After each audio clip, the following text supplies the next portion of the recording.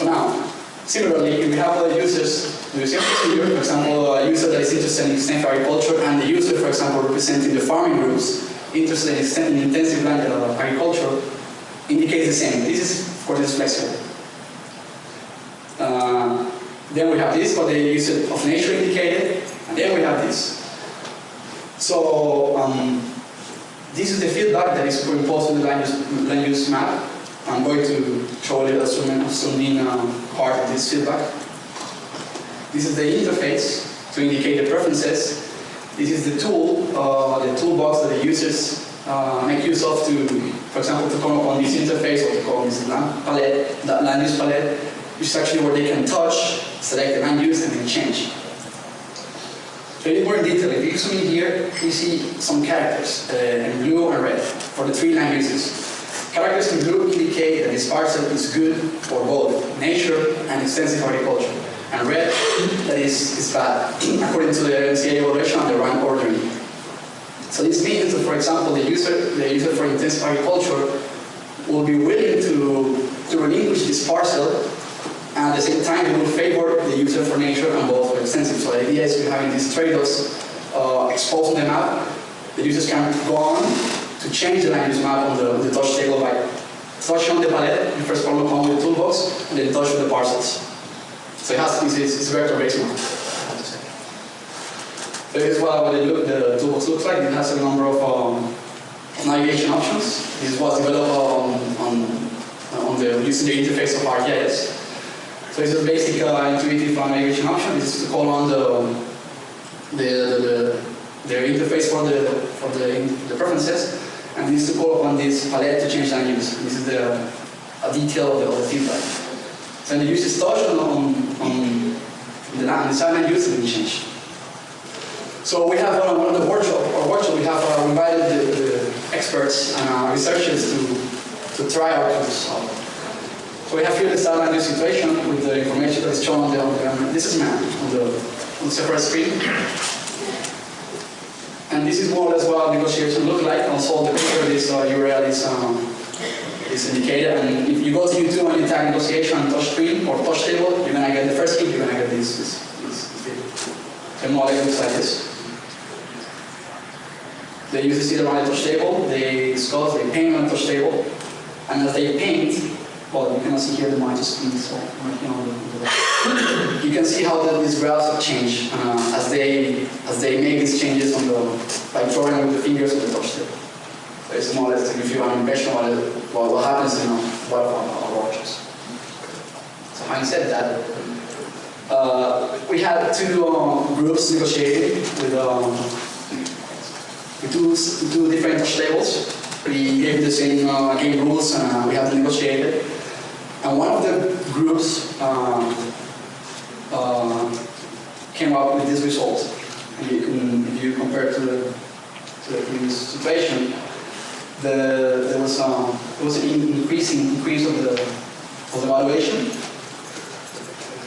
and also like a more better balancing of the land use distribution. And the second group came up with a different result, totally different, but also with similar evaluation results, which means that this tool doesn't look for the optimal result, but it also uses the deliberation as an extra tool to it.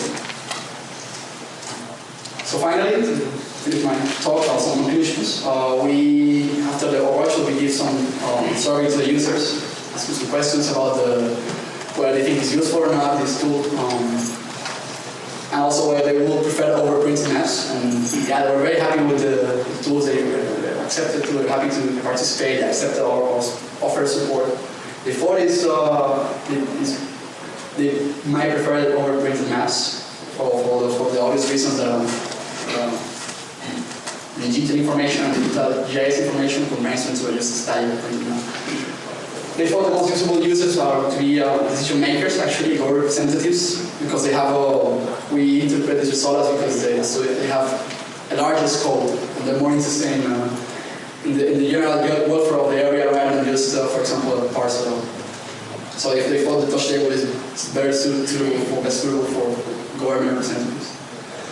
It definitely stimulated discussion and collaboration among stakeholders. They were happy to discuss, they were happy to, as they were making changes, to actually explain why they were making these changes. So we thought this extra knowledge that was initially implicit to bring it out was also very useful for the process.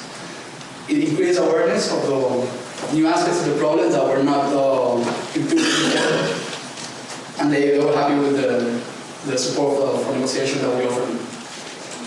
So what are our challenges for the future? Of course, our evaluation is based on expert knowledge, and it doesn't include any special aspects. For example, topological rules, connectivity, vicinity, or for example, for natural areas that need to be clustered and not fragmented. Or it would be interesting to evaluate also the plan on the basis of that.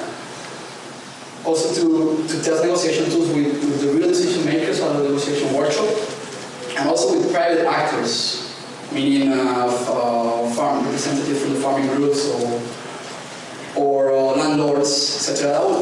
That might be difficult, but we're also hoping to have a test on that. And part of the research is to formally test the effectiveness of MADRIS, to scientifically test this both quantitatively and qualitatively.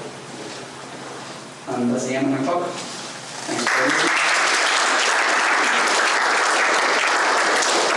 Thank you. We have questions. What kind of Thanks. I would just say first.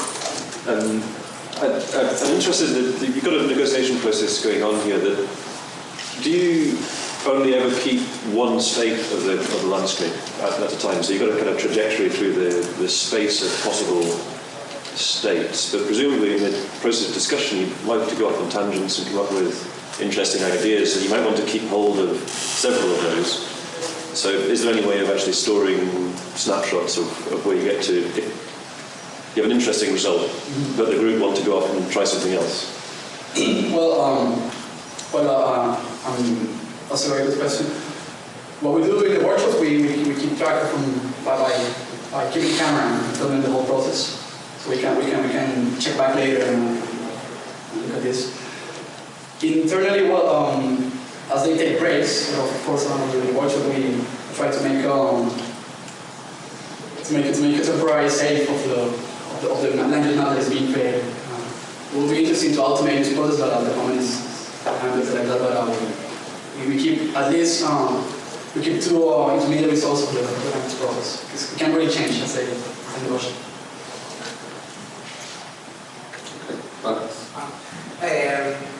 I see this environment, collaborative environment, very productive, like all people sitting around on a table. But sometimes if an expert, one form is away or something that, how is technological feasible to try to get in like online on the Web 2.0 platforms and having people like trying to interact there as if he got there? Mm-hmm. Well, that's so you think like a more distributed approach? Yeah. Well, we have to think about it, and there's a lot of potential application for these kind of devices for distributed systems. You can run there will be a presentation of it later on. We have focused on the fact that the sessions should be face-to-face. We try to invite these stakeholders at the same time and at the same place. Okay, thank you very much. Unfortunately, we've run out of